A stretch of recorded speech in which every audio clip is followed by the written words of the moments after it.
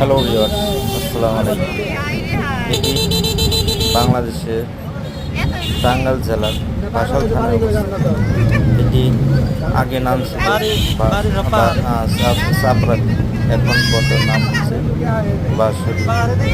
এটি বর্ষার সময় প্রচুর পানি হয়, পানি আসলে প্রচুর, চারদিকে সাদা সাদা, প্রচুর পরিমাণ মানুষও জমায়েত হয়। এটি বাংলাদেশের অন্যতম একটি পর্যটন কেন্দ্র হিসেবে।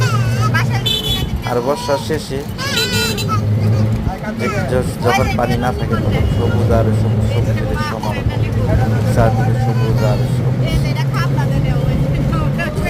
মনোরম পরিবেশ দেখতে মানুষ এখানে জমায়েত হয়।